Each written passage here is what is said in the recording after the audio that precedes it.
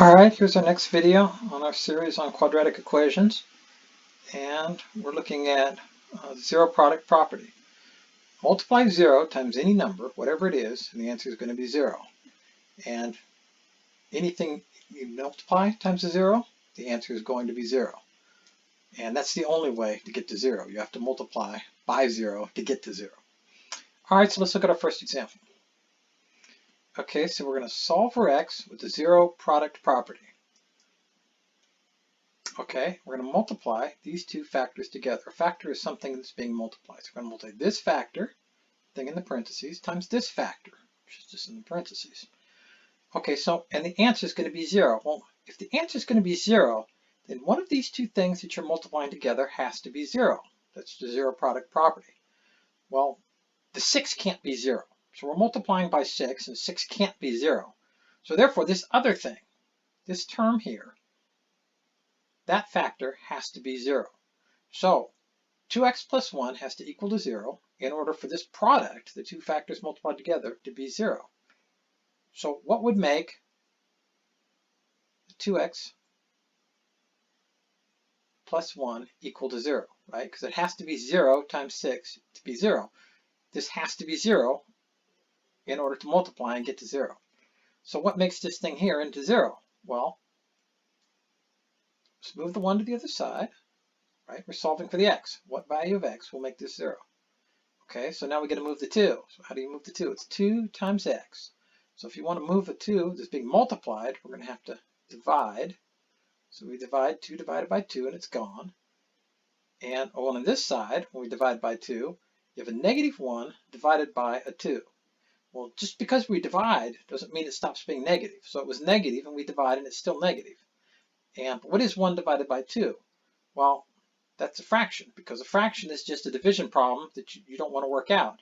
And so it's 1 being divided by 2. We write it as a fraction, 1 divided by 2. And it's negative because negative 1. Okay, so the only way that this multiplication here, these two factors multiplied together can get to 0, is if x had to be a negative a half. So that's the zero product property. All right, let's look at another example.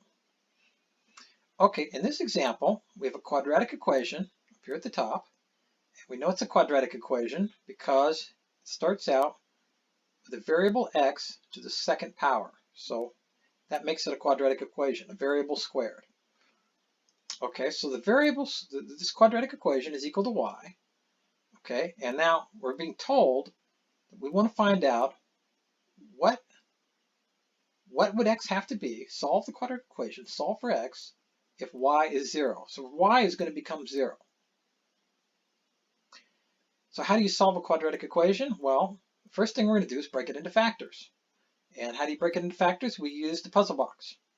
So in order to break it into factors, we take the last number here, the negative 8, we put that on the top of the puzzle box, and we take the middle number here, the negative 2, and we put it on the bottom of the puzzle box. So negative 8 to the top, negative 2 to the bottom. All right, so then we ask ourselves, what can we multiply together to get to an 8? And we're going to add to get to a negative 2. So it's a negative number up on the top, so that means that one of these term sides has to be negative and the other side has to be positive. And so what times what is 8? Well, 2 times 4 is 8. And if you take a positive 2 and you add it with a negative 4, you get more negatives than you have positives. You're going to get, when you add them together, you get a negative 2 on the bottom. So here's our two factors, plus 2 and minus 4. So we put the plus 2, put that factor, and the minus 4 goes up with the other factor. Okay, so since we already knew, and they were given from the beginning, that this quadratic equation up here is equal to y, well, when we break the quadratic equation into two factors, we now know that the two factors have to be equal to y, because if the equation was equal to y, then the two factors, which are equal to the equation, have to be equal to y. Okay, and the next thing they told, we know, is that y is 0. We want to solve for x, find out what is x when y is equal to 0, right? Solve quadratic when y is 0. So we're going to put in 0 for the y. Okay, so now what makes this true? Well, zero product property, either this one has to be a 0 or that one has to be a 0. So what would make this first factor here into a 0? That x plus 2 would be equal to 0. What would x have to be for x plus 2 to be 0? Well, let's move the 2 to the other side. And we have x left on this side and a negative 2 on that side. So for this factor to be 0, x has to be a negative 2. Okay, now let's look at the other factor. Okay, so for x minus 4 to be 0, what does x have to be? Well, we're going to move this minus 4 to the other side. So what do you put with a minus 4 to move it to the other side? Well, minus 4 plus 4, and it's gone off of this side. So you have x left on this side, and on the other side, you have a 0 and a plus 4. So our two solutions, right? If you want y to be 0, right, because that's what we're told, find out what x has to be to make y 0. Well, x has to be negative 2, or x has to be 4. So let's write that as two coordinate points, because we know what y is 0, and now we know what x is. X is a negative 2, x is negative 2, and y is 0. That's a coordinate pair, an x value and a y value. So we took this quadratic equation here, which was equal to y, and we solved out for when y is 0 to find the x. Okay, and the other coordinate pair, the other place where y is 0, x has to be 4. X has to be 4. Here's the x, here's the y. X had to be 4, and y was 0. So we solved the two different times when y is 0 for this coordinate pair, and y is 0. So there's 2 points. We've actually located 2 points that we could graph on the graph, because here's a y coordinate, and here's an x coordinate. And this quadratic equation here forms a line running on a graph, and it goes through these 2 points, this x value and this y value, this x value and that y value. So we found 2 points on this graph of this quadratic equation.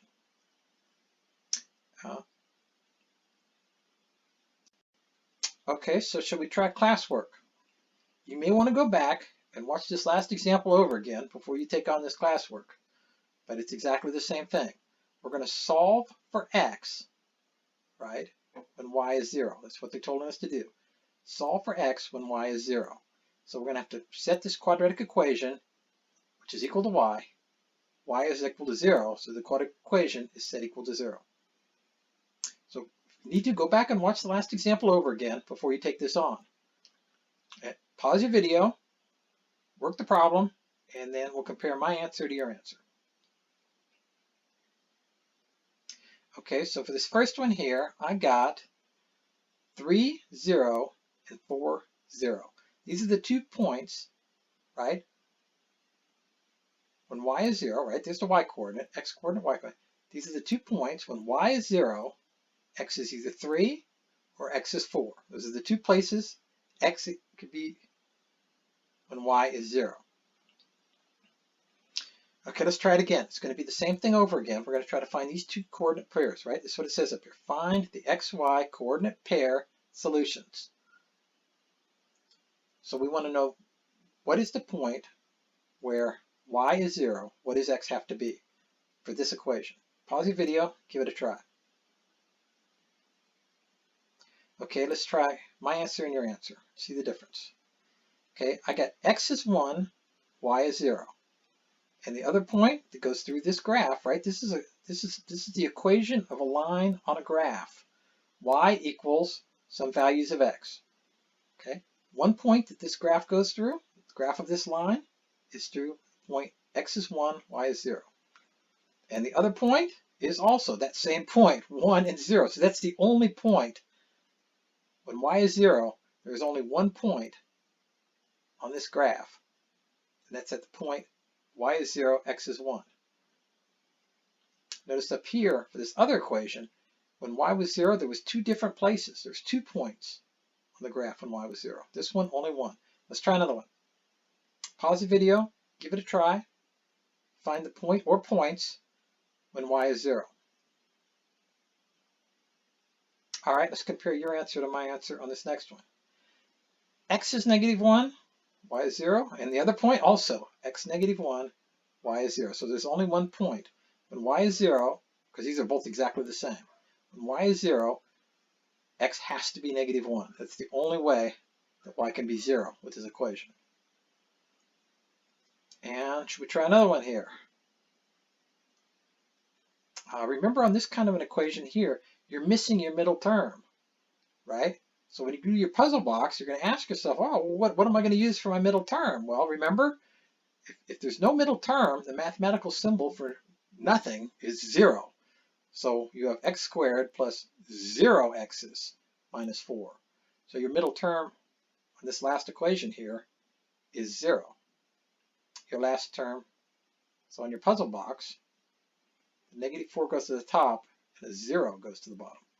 Work it out, see if you can get this next one. Get the 2 points when y is 0. Okay, let's compare. I got negative 2 and 0 and positive 2 and 0. X is negative 2 when y is 0, but x could also be, is another point on the graph, x is positive 2 when y is 0. So there's 2 different points when y is 0. And okay, let's look at another example. Okay, here we go again. It's a quadratic equation. You can tell this is a quadratic equation up here at the top because there's an x squared at the beginning, a variable being squared. So this has to be a quadratic equation. It's equal to y, and what we're asked to do is solve this quadratic equation for what value of x could y equal to 0. So what would x have to be to make y 0? So we're going to use our puzzle box, and we're going to plug in 16 minus 16 to the top. But what are we going to put in for the bottom? Well, we always put in the middle number, but there is no middle number. What's the coefficient in front of the x? There is no x. So what's the mathematical symbol for it ain't there? Well, the mathematical symbol for nothing is 0. So you have 0 at the bottom, and you have minus 16 at the top. Okay, so now what do you multiply together to get to negative 16? And then we're going to add that same 2 numbers to get to 0. Well, you may want to pause the video while you think about that for a second. What could you multiply together to get to negative 16? Well, for sure, one of them is going to have to be positive and the other one's going to have to be negative, because otherwise you couldn't get a negative number up on the top. Because negative times positive is negative. That's the only way to get a negative number. Because one number has to be positive and the other has to be negative. So 4 and 4. 4 times 4 is 16. Negative times positive is negative. So that gives you negative 16. And when you add these 2 numbers together, a plus 4 and a minus 4, you get 0. So our 2 factors have to be x plus 4 and x minus 4. And the term for this type of equation, this type of a quadratic, is a difference of squares, because there is no middle term here. Equations that have no middle term, it's a quadratic, it's a difference of squares. Okay, so let's look at, we're trying to solve for y is 0, so we're going to take these 2 factors, this factor times that factor, and we're going to set that, it was equal to y, right? Because a quadratic is equal to y, and we're going to set that equal to y equal to 0. So there's y being 0. So when y is 0, what does x have to be? Well, either this first term is 0 or the second term is 0. That's the only way you could multiply 2 things together and get to 0. So let's look at the first one first. What would x have to be to make this term here, x plus 4, equal to 0? What would x have to be? Well, let's move the 4 to the other side, minus the 4 there, and you get x equals to a negative 4. All right, now let's look at our other factor. Okay, so what does x have to be in order for this factor here to be 0? Well, x minus 4 is 0, so let's move this minus 4 to the other side. So what do you put with a minus 4 to move it over? Well, minus 4 plus 4, they cancel each other, and that's gone. So you have x on this side and a plus 4 on that side. Okay, so here's the 2 ways that y could be 0. If x is negative 4, then y could be 0. And if x is positive 4, then y could be 0. So the 2 points that we've identified that are on the graph, 2 xy coordinates, is x is negative 4, y 0, and x is positive 4, y is 0. And we could graph these 2 points on a graph And we know that the line that's described by this equation, and the original quadratic equation goes through these 2 points. All right, let's go back and one more classwork. Okay, so we got 4 different problems, and you may have to go back and watch that last example first again, but go ahead, pause the video, see if you can get an answer, and then we'll compare it to my answer. Okay, let's look at it. The two places where y can be 0 is when x is -3 and when x is -5. These are the 2 points. When y is 0, it goes through these 2 points on the graph. X could be -3 and -5. Okay, pause your video again, and we're looking for xy coordinate pair that would make this equation here y equals 0. Okay, let's look at mine and compare it to yours. There it is. And we'll try it again. Same thing over again. We're looking for the xy coordinate pair that makes this equation true for y equals to 0. For what value of x's will y be 0? Pause your video. Okay, let's have a look at it. X is -2 and x is -6. This is the 2 things that x could be that would cause y to be 0 with this equation. And so those 2 points could be plotted on the graph, and they would be points on this line right here. This is the equation of a line, and these 2 points are on that line. Okay, here we go, last one. And again, this is a difference of squares. There's no middle terms, so you may want to go back and watch the last example again before you do this problem if you don't remember how to do difference of squares. Okay, let's look at your answer and my answer on this last problem. -3 for x or 3 for x, one of those 2 values, and y is 0. All right, that's the end of this video, and I appreciate you watching. Thank you.